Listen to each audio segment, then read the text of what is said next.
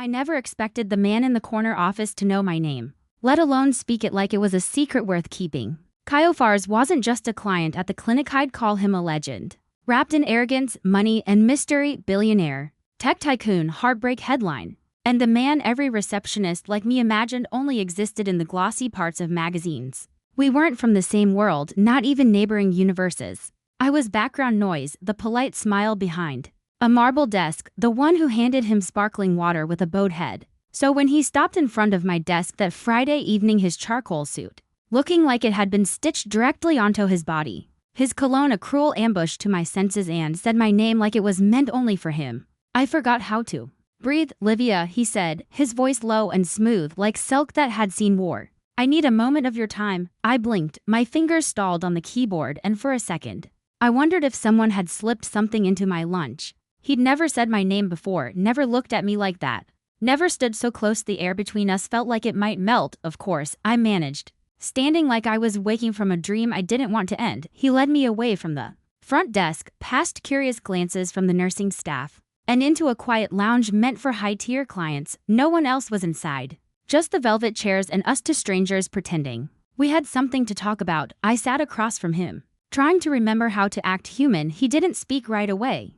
Instead, he pulled out his phone, tapped the screen, and turned it toward me, a photo. A save the date. To people his ex and another man smiling like betrayal was a joke best shared over champagne. My stomach turned, not out of sympathy, but out of secondhand humiliation. I assume you've heard the gossip, he said, jaw tense, gaze unreadable. I nodded. Who hadn't? The clinic staff had dissected the breakup like it was a medical mystery. Kyofars, powerful, elusive, untouchable, dumped by his fiancée for his childhood best friend. The tabloids had been ruthless, the staff, even worse. I'm going to the wedding, he said, his voice calm but sharp. I frowned. Why would you do that to yourself? He leaned forward, elbows on his knees, eyes locked on mine. Because she thinks I won't, because she thinks I'll disappear. I don't disappear. The way he said it, like vanishing would be the real defeat, made something stir in my chest, a pride I didn't understand, a hurt I hadn't earned. I need someone to go with me, he continued, watching me like I was a test he couldn't fail. Someone to play the role. My throat went dry. You want me to pretend to be your girlfriend? His smile was brief, almost bitter. You're poised, you're observant. You know how to follow a script. You're not desperate, but you could use the money. And frankly, you're stunning when you stop hiding behind that desk. I should have laughed, should have told him no, I wasn't a professional liar. I was a woman 2 months behind on rent with a car that groaned like a dying animal whenever I hit the highway, but still I had some pride, didn't I? How generous, I asked, before I could stop myself. He named a number that made my spine straighten. That number could buy me silence, a new wardrobe, and a year without worrying about eviction. It could buy peace, it could buy choices. One night, he said, but we'll spend tomorrow preparing. You'll need to know how I like my coffee, what my middle name is, who I hate at the table. We have to be convincing at the wedding. I'll need to make a show of it. I hesitated. What kind of show? He didn't answer. Just stood up, tall and terrifyingly composed, and offered me his hand. You'll come with me to Florence tomorrow, he said. As casually as if he'd asked me to grab a coffee. I stared at him, then his hand, then back at him. Florence. This wasn't a sad backyard wedding behind a golf club. This was international. This was scandal served with champagne and spite. This was high stakes, his pride, my paycheck, and a charade wrapped in couture. I swallowed. I'll need something to wear. His mouth curved. You'll have an entire suite to choose from. We'll shop in Florence. I'm not dressing my fake fiancé in anything less than designer. Fiancé, not date, not partner, not prop. Fiancé, I didn't correct him. I just nodded, slow and deliberate, wondering if I'd just sold my soul for money or to the most heartbreakingly dangerous man I'd ever met. I didn't know what scared me more. As I stood, he leaned in just slightly and kissed my cheek. Barely there, a whisper of heat that made every nerve in my face riot. Thank you, Livia, he murmured. And then he walked out, leaving me staring at the door like I'd been hit by a luxury train. Named Kyofars, I stood there for 10 minutes. Maybe more. The air still smelled like his cologne. My heart still rattled like it had forgotten its job. Somewhere behind me, the staff gossiped, but their voices were faint. Florence, a wedding, a man with too many secrets, and a heart still bleeding beneath all that control. What could possibly go wrong? The next morning felt like waking up in someone else's skin. I didn't pack a bag. I didn't need to. Kyo had arranged everything down to the black car that waited for me outside my small apartment, like it belonged in front of a film premiere. The driver opened the door without a word. The leather seats were soft, the silence thick, my palms were sweating the whole ride to the private airstrip.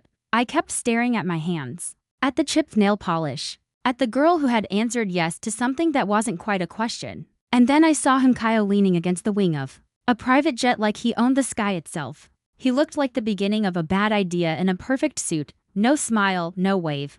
Just that sharp gaze and a nod like, you made it. I walked toward him, my heels clicking on the tarmac, my nerves catching up. You're right on time, he said, stepping aside as the flight attendant greeted me like I was already someone important.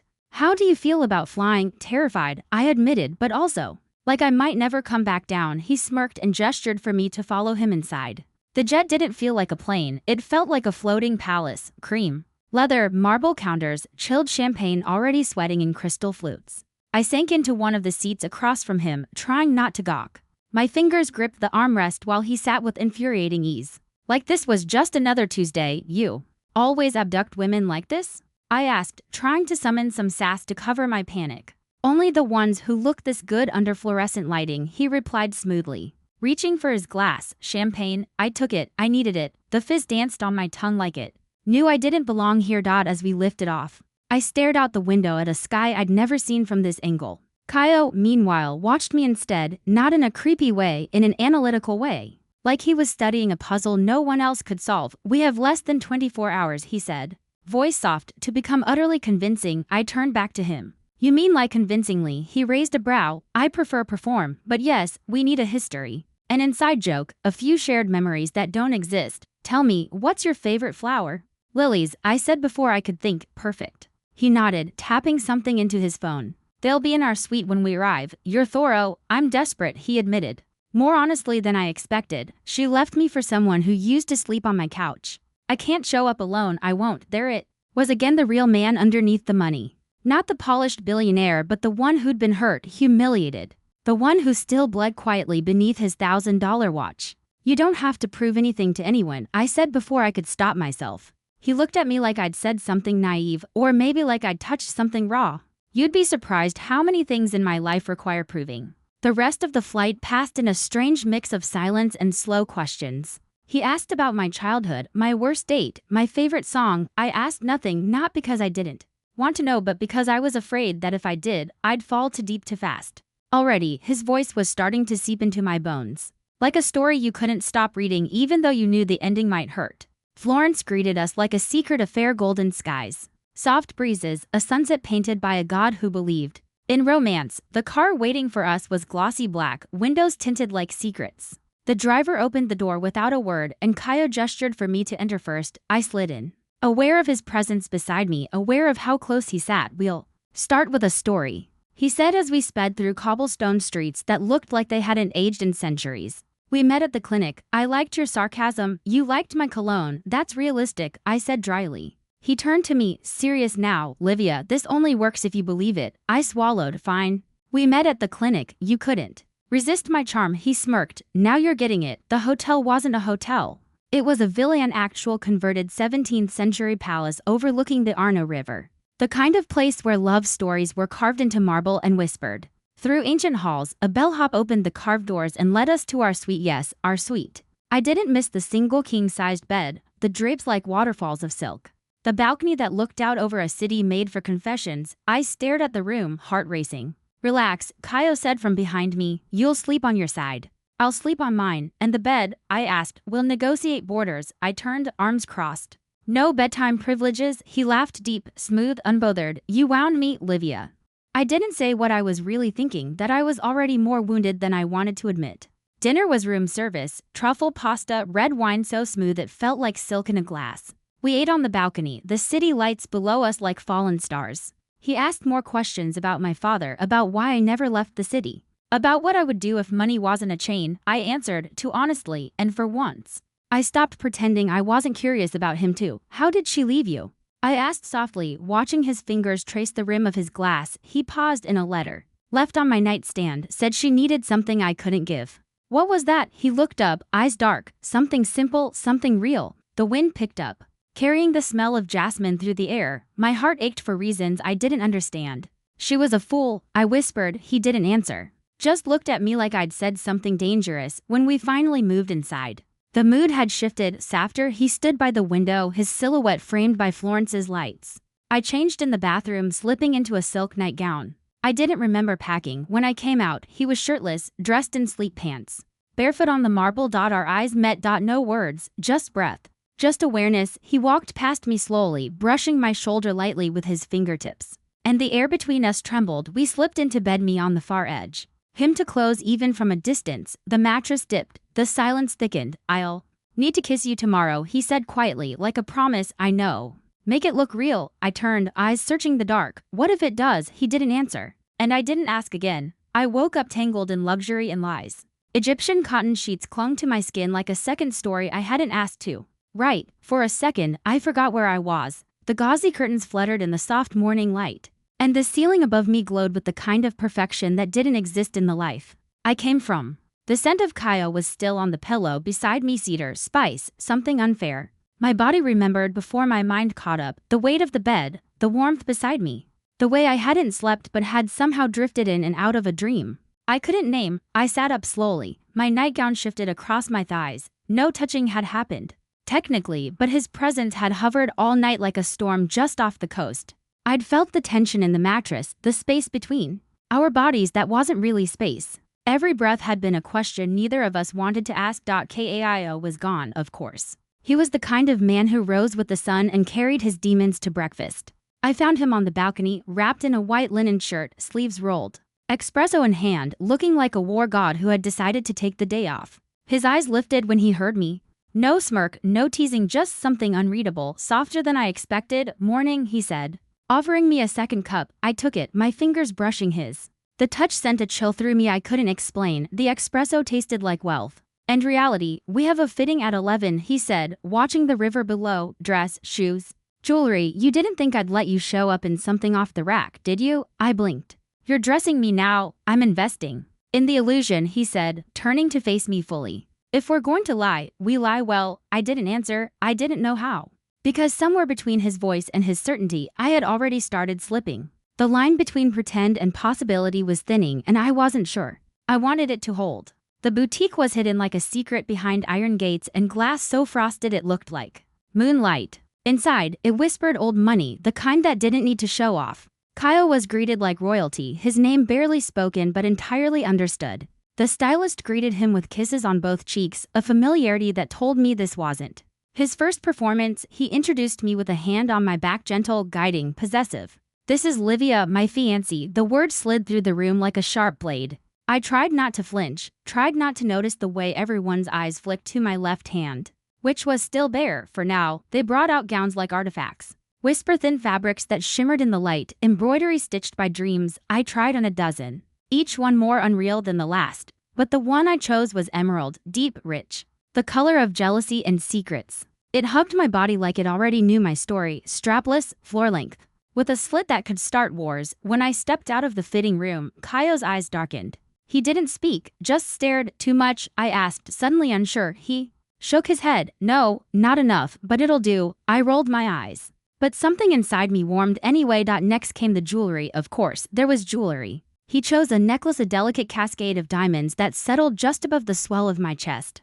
When he clasped it around my neck, his fingers brushed my skin. I didn't move. I couldn't. "You wear wealth well," he murmured, his voice low, intimate. "You make it sound like armor," I replied. He smiled faintly. "Isn't it?" We returned to the villa in silence, not awkward, just full. The dress was boxed, the heels chosen, the lie growing tight around us like silk turned to steel. That evening, we sat on the balcony again, wine in hand, the city beneath us like a breath waiting to be exhaled. "The wedding's tomorrow," I said softly. He nodded. "Yes, you sure you want to go through with this?" He didn't answer right away, just stared into the sky like it had wronged him. Then, finally, "It's not about her anymore." "Then what is it about?" He looked at me, really looked. "Reclaiming something. Maybe it's pride, maybe it's closure, maybe it's just proving to myself that I can stand where I was.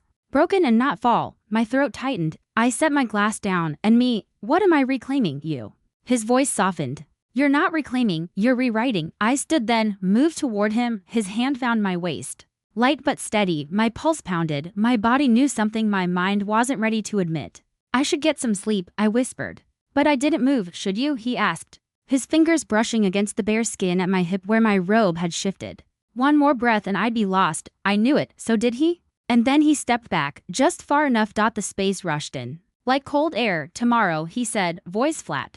We play our parts. I nodded and retreated, but sleep didn't come, not really. Because I was already dreaming. Morning arrived with a strange kind of silence. Not the emptiness of loneliness, but the quiet that follows anticipation like the hush before a stage curtain lifts. The room was filled with light, but it felt muted, filtered through nerves I wasn't ready to name. I opened my eyes to find the space beside me empty again. His pillow already cold, Kaio moved like a man who had lived through too many beginnings and never waited for endings.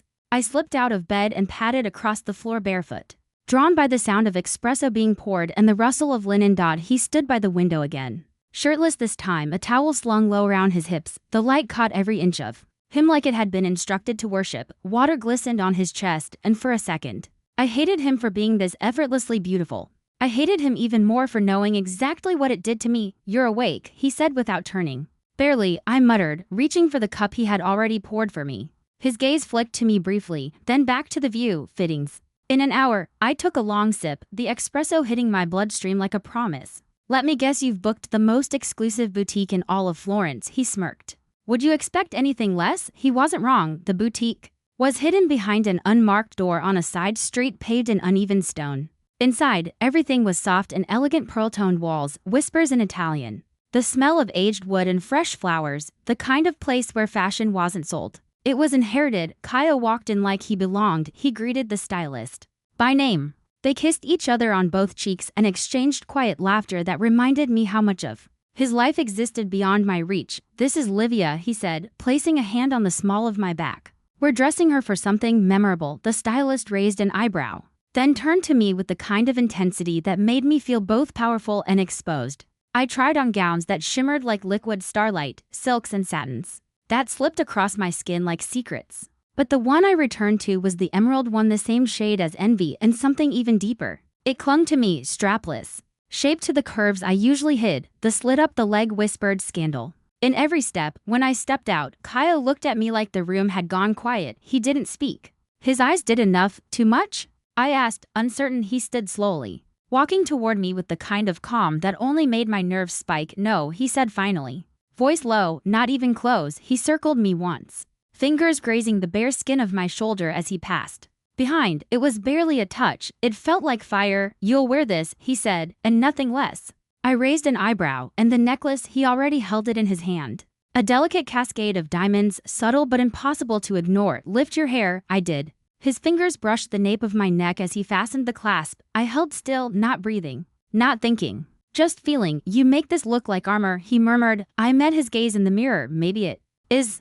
We returned to the villa with the dress boxed, the shoes in a separate bag, and the tension between us so thick it felt like a thread pulled too tight. One tug, and everything would unravel. That evening, we didn't sit on the balcony, we stayed inside, the city lights painting golden streaks across the marble floors. The air between us felt different, heavy, knowing. Do you ever get tired of pretending? I asked. Curled in the corner of the velvet chaise, he sat across from me, sleeves rolled, glass of wine in hand, all the time. But sometimes pretending is easier than admitting what's real. I swallowed. And what is real? He looked at me like he wasn't sure if he should tell me or run from it. You, he said. You're more real than anything I've touched in a long time. My throat tightened. Kaio, he stood then, walked toward me slowly, deliberately. He stopped in front of me, lowered himself onto the edge of the chaise, close enough that I could smell the citrus in his cologne beneath the smoke. Do you know what I see when I look at you? He asked. I shook my head, my voice caught somewhere behind my ribs. I see the life I might have had if I wasn't so used to losing things. The words shattered something inside me. I reached for him, my hand finding his chest, feeling the steady beat beneath skin and silence. You haven't lost me, I said quietly. His eyes searched mine, and for a moment, I thought he might kiss me, but he didn't. He stood. Tomorrow was the wedding, and tonight we were still pretending. The morning of the wedding arrived not with panic, but with the kind of stillness that follows a sleepless night. I stood in front of the mirror, staring at the girl reflected back at me, the one who used to answer phones, file insurance claims, and blend into marble and chrome. Now, she wore emerald silk, diamonds at her throat, and the weight of a lie that no longer felt like fiction. My hands trembled slightly as the stylist fixed the final curl in my hair. My skin glowed. My eyes were sharp. I looked like a woman who belonged in Kaio Fars's world. The The problem was I wasn't sure I still knew how to separate what was borrowed from what had already become mine. Kao stood in the doorway, dressed in a black tuxedo so sharp it looked like it could slice through memory. His tie was perfectly knotted, his jaw freshly shaven. And yet his eyes, those storm-dark eyes, held something tender. When he saw me, he froze. For just a second, then he stepped forward. "You're ready?" he asked, offering his arm. I nodded, slipping my hand into the crook of his elbow. "No, not at all," he laughed under his breath. "Perfect, neither am I." The car ride was silent but electric. Florence blurred past us in soft golds and cool shadows. The villa where the wedding was being held appeared like a dream perched high on a hill, wrapped in ivy and music and the scent of white roses. We stepped out and the world tilted. Every head turned, every whisper began. He held my hand tighter. Inside, the ballroom glittered with chandeliers, champagne fountains, and curated perfection. The guests wore couture. The music floated like glass. I recognized no one, and yet every stare pierced through the story we were telling. Then I saw her. His ex. She stood near the head table, radiant in her gown, a soft smile playing at her lips. Her new fiancé was laughing at something a waiter said. Her eyes scanned the room and then landed on us. And in that instant, something cracked. She didn't falter, not completely, but her smile faded. Just for a moment. Just enough. Kao leaned in, his lips brushing my ear. "You're doing perfect," and God help me, I wanted to be perfect for him. Dinner passed in a blur of candlelight and conversation. Kao played the role to dangerous perfection, his hand on my knee under the table, his thumb brushing circles against my skin, his laugh timed like a melody. I laughed when he wanted me to, smiled when the crowd watched, leaned in when the stories demanded intimacy, but none of it felt like acting. That terrified me more than anything. When the music changed slower now, aching with romance, he stood and offered his hand. "Time to sell the lie," he murmured, but when he pulled me into his arms, there was nothing false in the way our bodies fit together. We moved slowly, deliberately, the crowd melting away. His breath was warm against my cheek, his touch steady, and I was no longer sure where the lie ended and I began. "You're shaking," he said, his voice barely audible above the strings. "I'm not used to pretending this well." He twirled me slowly, his hand firm at my waist as I spun back into his arms. "That's the thing, Livia," he whispered. "I'm not pretending." My heart stuttered. I looked up at him. "Don't do that," I whispered. "Don't say things you don't mean." "Then stop looking at me," he said, his jaw tightening. "Like you want this too." I didn't have time to respond, because that's when he kissed me. Not softly, not gently. Not like a man kissing someone for show. It was hunger, fire, acclaim. His mouth crashed into mine with the kind of force that unmade me. My hands clutched his jacket, needing something to hold onto as my world tilted. He kissed me like the lie had ended and all that remained was truth. I gasped, and he deepened the kiss, his hand at the back of my neck, the other pulling me impossibly close. And then, just as suddenly, he pulled away, but only a little. Our foreheads touched, our breaths tangled. "I want her to see this," he whispered. Reality returned like a slap. I turned, dazed, and saw her, his ex, watching. Mouth parted. Eyes wide. And that's when it happened. Kao dropped to one knee. Gasps echoed through the ballroom like gunshots. My world narrowed. He pulled out a ring. Not small, not subtle, a ring meant to be remembered. "Livia," he said, loud enough for every soul in that room to hear. "Will you marry me?" This wasn't in the script. There had been no rehearsal for this moment. My legs nearly buckled. My heart leapt into my throat. I should have said no. I should have walked away. But the cameras were rolling, the eyes were watching, and more than that, his eyes were begging. So I nodded. Double quotes. "Yes," I whispered, and it wasn't acting. He slid the ring onto my finger. Heavy, cold, real. Then he stood, cupped my jaw, and kissed me again. Longer this time, deeper, less about the crowd, more about the two of us. More about what neither of us could keep buried anymore. The room exploded in applause, but I didn't hear any of it. All I heard was my pulse. All I felt was him. The applause still echoed long after we left the ballroom, like it had soaked into my skin and refused to let go. I sat beside him in the back of the car, the night spinning outside the window in streaks of gold and black. Kaio's hand rested on mine, his thumb moving gently across my knuckles as if trying to convince me the moment had really happened. My breath came in shallow waves. I stared down at the ring, heavy on my finger, glittering in the dim light like it belonged to someone else, someone braver, someone who'd seen that proposal coming. I didn't speak, couldn't. I was still catching up, the crowd's shock, the collective intake of breath, the cameras that caught every angle of my stunned expression. His words, that ring, that kiss, none of it had been rehearsed, none of it had been pretend. At least, it hadn't felt like it. And now, we sat in silence, not awkward, not forced, just electric, like the space between lightning and thunder was That part of the plan? I asked finally, voice low. Kao turned his head slowly, his jaw was tight. His expression unreadable. No, he said, that part was all me. I should have been furious. I should have called him reckless, manipulative. I should have pulled off the ring and demanded the performance end. But I didn't, because something in his voice had cracked open a truth I hadn't been ready for. And because, in the deepest corner of my heart, I wanted it to be real. Back at the villa, everything felt louder, the ticking of the antique clock, the brush of my heels on marble, my heartbeat thudding like it was trying to send a message I couldn't decode. He opened the door for me, and I stepped inside, barely making it to the center of the room before stopping. I should take this off, I said, lifting my hand, fingers grazing the ring. Kyle crossed the space between us into strides. He didn't grab, didn't demand, just gently closed his hand over mine. Don't, he said. I meant what I said, Livia. I looked up at him, torn in 100 directions. You kissed me like it wasn't a game, because it wasn't. His voice wasn't smooth now, it was raw, rough like sandpaper against silk. I don't know how to separate the performance from reality anymore, I whispered, afraid of how much I meant it. Then don't, he said, his hand sliding to my waist, pulling me closer. Let this be real. The way he kissed me this time was different, slower, more deliberate. There was no crowd, no stage, no purpose except us. His lips moved against mine like they were memorizing the shape of truth. My hands found the edges of his jacket, clinging to him like I might fall otherwise. He stepped back only long enough to pull the necklace from my neck, letting it fall to the dresser in a soft clink. His lips followed the line where the diamonds had been, pressing warmth into my skin, my collarbone, the hollow of my throat. My knees nearly buckled. He walked me backward until my legs hit the edge of the bed, and I sat, heart racing, body thrumming with questions I didn't dare ask. He stood before me, tall, beautiful, dangerous. His thumb brushed the corner of my lips. Tell me to stop, he whispered. I didn't, because I couldn't, because in that moment, everything fake had melted away, and what remained was this. The way he looked at me, the way I reached for him, the way our bodies knew something our minds hadn't said out loud yet. I reached up, took hold of his shirt, and pulled it over his head, revealing a body sculpted by discipline and desire. He let out a breath, low and ragged, before kissing me again, deeper this time, more urgent. It wasn't about lust, it wasn't about revenge, it was need, connection. The ache that comes from too much silence finally breaking open. That night, we unraveled, layer by layer, touch by touch. The performance stripped away until nothing was left but breath and skin and soft confessions, spoken in the dark. Later, I lay beside him, heart still pounding, staring at the ceiling like it might offer clarity. He turned on his side, brushing a strand of hair from my face, and I saw it then, what he'd been hiding beneath every smirk, every move, every light out hope.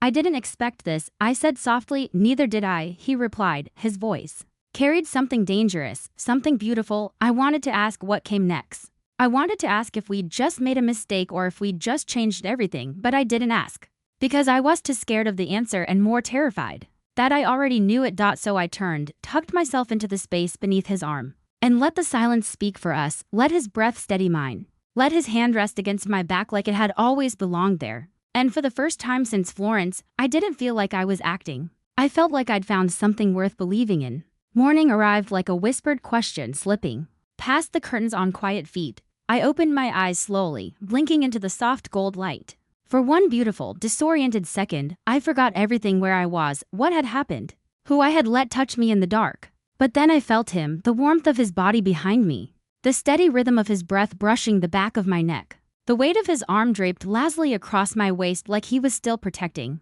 something even in sleep. I didn't move, I didn't want to. I let myself exist in that impossible moment, suspended between dream and consequence, between everything we had done and everything we hadn't said. Kyo shifted slightly, pulling me closer, and I could feel every inch of him pressed against me. He fit like an answer to a question I hadn't dared ask out loud. His voice, low and rough with sleep, broke the stillness. Are you running yet? Should I be? He pressed his lips to my bare shoulder. Just once, I wouldn't stop you. But I don't want you to. I turned slowly, careful not to disturb whatever fragile peace we had found in the night. His eyes were open now, darker in the morning light, quieter. They studied me like I was something rare, something that might vanish if he blinked too fast. I didn't plan for this, I whispered. Neither did I, he said, but I'm not sorry. And I wasn't either. We lay like that for a while, saying nothing, just breathing each other in. I didn't want to move, I didn't want to ruin it. But the world was already intruding, emails buzzing, staff knocking softly with breakfast trays, the day calling from behind the gauze of the curtains. We got dressed in silence. Not cold, just careful. I slipped into a linen dress, brushed the tangles from my hair, avoided the mirror. Kyle wore a crisp white shirt with the sleeves rolled up, his collar unbuttoned just enough to remind me of the way my fingers had dug into his skin. Only hours ago, he poured coffee on the balcony while I watched the city stretch and wake below. Then, finally, he said it. You don't have to come back with me. My chest tightened. What? You could stay, travel, go wherever you want. I'll transfer the money we agreed on, and more. I stared at him. The cup in my hands trembled just slightly. So that's it, I asked. We just pretend none of this happened, go back to being strangers with matching bank transfers. His jaw tensed. I'm trying to give you control. I don't want control, I want honesty. He looked at me then, really looked. And for a second, I saw it, the man beneath the armor, not the billionaire, not the strategist. Just Kyle, hurt, hopeful, afraid. I meant it, he said quietly, the proposal, the kiss, all of it. Then why are you giving me an out? He took a breath like it hurt. Because I don't want you to stay out of guilt or obligation. Or because it felt good in the moment. I want you to stay if it means something to you. I stood, crossing the space between us. I was close enough now to see every detail in his face, the crease in his brow, the flicker of hesitation behind his eyes, the hope he tried so hard to hide. Kyle, I'm scared, I'm confused, but I'm not running. His breath left him like relief. Sharp and undeniable, he reached out, not to grab, not to hold, but just to touch. His fingers brushed mine and something settled in his shoulders, something that had been wound too tight for too long. We didn't talk about it after that. Instead, we spent the day walking hand in hand through Florence. No plans, no lies, just moments, just us. Narrow streets, open laughter, hidden cafes. I tried on sunglasses I couldn't afford just to make him smile. He bought them anyway. Said I looked like trouble. He wasn't wrong. We ate lunch on a terrace bathed in sun. Waiters treated him like a king. I started noticing how rooms changed when he walked and how people shifted. Straightened, stared. He didn't command attention. He consumed it, and somehow he made me part of that gravity. I didn't feel like an assistant anymore, or a prop. I felt seen that night. We didn't rush back to the bed we had shared. We sat on the floor instead, bare feet, soft music playing. From his phone, a bottle of wine between us. He told me about his father, about his failures, about the loneliness that came with power. I told him about my mother, my old heartbreaks, my fear of being temporary in someone's life. When he kissed me this time, it wasn't urgent, it was reverent. Like he was asking, can this be real? I kissed him back because I already knew the answer. And later, when we lay tangled together again, skin against skin, breath against breath, he whispered something into my hair. I'm not pretending anymore. I didn't say it back, not with words, but I let him hold me as I fell asleep, and for the first time, I believed we might have stopped lying, even to ourselves. 2 days later, we left Florence. But something in me didn't come with us. I had left. The version of myself who doubted, who hid, who whispered I wasn't enough somewhere between the cobblestones and chandeliers. And when our jet touched back down in the city we both came from, but no longer belonged to, the sky felt different. Sharper, like the air had thinned and only the real parts of us could breathe. Kayo's world resumed at full speed. Phone calls, meetings, the hum of controlled chaos orbiting him like satellites. But even in the middle of all that power, he never let go of my hand, not once, not in the car, not in the elevator, not even in the lobby of the same clinic where this strange, dangerous, beautiful thing had begun. Come upstairs, he said simply, not a demand, not a plea, just a thread being offered. I followed. His penthouse was everything I expected and somehow still more. Glass walls, open space. A skyline that looked like something out of a dream. Built on ambition, he took off his jacket and poured US wine like it was just another night. Like we hadn't rewritten the rules of our lives only days before. Why me? I asked finally. The question that had been clawing at the inside of my ribs since he knelt in that ballroom. Kayo sipped slowly, leaned back on the couch, and looked at me like I was the only honest thing in a dishonest world. You were real. He said, everyone else in my life is rehearsed, polished, built to play the role. You were just you. You told me no. You looked at me like I wasn't a trophy. You asked me hard questions when no one else dared. You needed a showpiece. I replied, still not sure if I believed the fairy tale. At first, he admitted. But not anymore. My throat was dry, my heart loud. So what now? He reached into the pocket of his blazer and pulled out the same velvet box. My breath caught. My body froze. He opened it again, revealing that same constellation of a ring. I'm not asking you to marry me today, he said, his voice quieter than I'd ever heard it. But I don't want this to end with a thank you deposit and another flight. I stared at the ring, at him, at the floor, at everything I didn't know how to say. I want to take you to dinner. He continued, for real, no script, no Audience, I want to knock on your door like I don't already know how you sound when you sleep. I want to sit across from you and ask about your day. I want to buy you flowers that aren't meant for an act. I want to be the man who chooses you when no one is watching. He stopped, waited. I should have melted. I should have leapt into his arms. I should have cried and said yes to everything, but I didn't, not right away. Instead, I stood, walked to the window, watched the city lights flicker like doubt and dreams colliding. The ring box stayed open on the coffee table behind me. I thought about the girl I'd been just a week ago scraping by, overlooked, invisible. Now I stood in a penthouse, wrapped in designer silk, kissed by a man whose name turned heads in boardrooms and headlines alike. But it wasn't the view or the wardrobe or the jet that changed me. It was him, the way he listened, the way he remembered, the way he looked at me like I wasn't background noise anymore, but the song. I turned. If we do this, I said, my voice steadier than I expected, it's not pretend. He stood, walking toward me slowly as if any sudden move might shatter the moment. I know, no press stunts, no damage control, no contracts, nothing but us, he said. I reached out, gently closed the ring box and held it in both hands. Then ask me again, I said, not as a performance. Ask me because you want me, not the version of me you created to survive one night. He stepped so close I could feel the gravity of him. Livia, he said, with none of the charm and all of the truth. Will you go out with me? I laughed, a soft, startled sound, as if my heart had burst through my throat. Yes, I whispered, God, yes. He kissed me, not like in Florence, not for spectacle but for silence, for peace, for the quiet miracle of choosing someone and being chosen back. And later, we sat on the floor, our wine forgotten, our limbs tangled, still fully dressed, still too close to pretend otherwise. I glanced at the ring on the table, then back at him. I'm keeping it, I said, smirking against his shoulder. That's a bold move, he replied, his smile touching the edges of something deep. I like bold moves. He brushed a kiss against my temple. Then stay, he whispered, make more of them with me.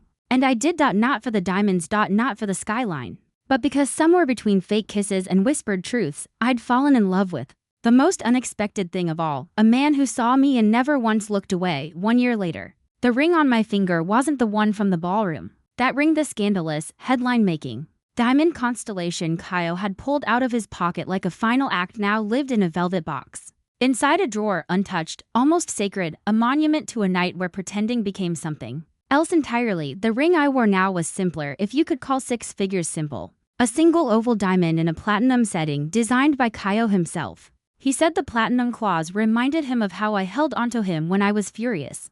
I told him that was the most romantic threat I'd ever heard. We lived in Paris now. Not the postcard version, not croissants and barrettes and charming cliches. Our life was quieter, more real, a penthouse above the Seine with glass walls that caught the sunrise and floors I still tiptoed across like I didn't belong there. And yet, every morning, Kyle pulled me back into the sheets like I was the only thing in that space worth waking up for. The proposal had come months after Florence, not in a ballroom or a boardroom, but in our kitchen. I was elbow deep in flour, failing spectacularly at croissants. He stood behind me, a mess of flour on his shirt, hands dusted white, and when I turned to scold him for stealing one of my misshapen pastries, he slid a ring onto my finger with a crooked grin. I want to wake up to your disaster baking for the rest of my life, he said naturally. I cried and burned the rest of the batch. It was perfect. I didn't go back to the clinic. Kyle made sure of that. Though he never asked me to quit, he just gave me something better, my own bookstore cafe. A quiet little place tucked into an alley off Rue du Bac where the shelves were stacked with stories and the espresso always tasted like hope. It wasn't a gift, he insisted. It was an investment in something that made me glow. And when I stood behind the counter on opening day and saw him watching me from across the room, like I was still the most fascinating thing he'd ever seen, I believed him. The headlines had been brutal, of course. Billionaire marries former assistant, from front desk to fortune. Was it love or leverage? People talked, they always did. But we didn't respond, we didn't have to. Because the truth was simple, he loved me before he admitted it, and I fell for him when I wasn't looking. Our wedding was small, private, no drama, no spectacle, just Florence again, but this time not as a stage. This time it was real. Golden candlelight, friends who mattered, laughter that didn't hide fear. I walked down the aisle in a dress that shimmered like a secret I no longer had to keep, and when Kyle saw me, he cried, not dramatically, just one tear. The kind a man blinks away too late, pretending it didn't happen. I kissed it from his cheek before I even said I do. Some mornings now, I catch him watching me across the cafe, across the pillows, across the city. Like he still doesn't believe I'm real, like he's afraid he'll blink and I'll vanish. He still drives too fast, still works too late, still calls me trouble when I drag him into bookstores instead of boardrooms, but now, he calls me wife too, and every time he says it, something inside me settles. He gave me the world, yes. Designer gowns, private jets, weekends in Milan and winter in Morocco. But he also gave me something no one ever had before. Safety. Stillness. A love that didn't shout to be heard but whispered itself into the corners of my life until I didn't know how I'd ever lived without it. Sometimes we dance in the kitchen, no music, no reason. Just his arms around me, spinning slowly between marble counters and coffee cups. The same kitchen where we burned croissants and promised forever without planning to. The same place where fiction ended and something better began. He asked me once while we stood there swaying, "Are we still pretending?" I rested my head on his chest and smiled, not even a little. They say the best stories begin with a lie, and maybe ours did. A hired performance. A borrowed gown, a kiss that was supposed to be a spectacle, but somewhere between champagne, flutes and stolen glances, between a ballroom full of witnesses and a bed shared in silence, we stopped acting, and that's when the story really began. It's strange now, looking back at the woman I was before Caio, before Florence, before the jet, before the ring. She feels like someone I knew briefly, someone I pitied and admired all at once. She was tired. She was unseen. She was surviving on autopilot, just waiting for something, anything to shake her awake. And he did, not gently, not gracefully. He collided into my life like a storm with a suit on, but he didn't save me, he saw me. And that made all the difference. We've been married nearly a year now, and the world around us still doesn't understand how a billionaire and a receptionist ended up here. They whisper, they speculate, some call it luck, some call it a fairy tale. They never call it what it truly was, to broken people who stopped pretending and found something worth risking everything for. We still argue. He still shuts down sometimes when he's scared. I still disappear into my books when I don't want to cry, but we always find our way back to the kitchen, always find our way back to the balcony, to coffee and quiet mornings and slow kisses that don't need an audience. He travels less now. Or maybe I just go with him more. Sometimes we take the jet, and I sit across from him, legs tucked beneath me, reading while he works, like the first flight all over again. Only now, I don't feel like I'm being abducted by luxury. I feel like I'm going home. And on the rare days when we stay in, when Paris rains and we're wrapped in blankets and laughter, he still pulls me close like he did the night after the wedding. He still traces the shape of the scar on my collarbone, like it's part of a story only he gets to read, and he still says things I don't know how to answer. Like, I'd burn the world before I'd lose you, or I never learned how to be soft until you. One night, curled beside him in bed, I asked him what he remembered most about that first weekend in Florence. He didn't even pause. "The way you looked at me when you thought I was lying." I frowned. "That doesn't sound like a compliment." "It's not," he said softly. "It was a mirror, and I didn't like what I saw." I touched his face, then his jaw, his cheek. "The place where vulnerability still lives under the surface. You changed," I whispered. He smiled faintly. "No, I just finally showed you who I was. I think that's what love really is in the end.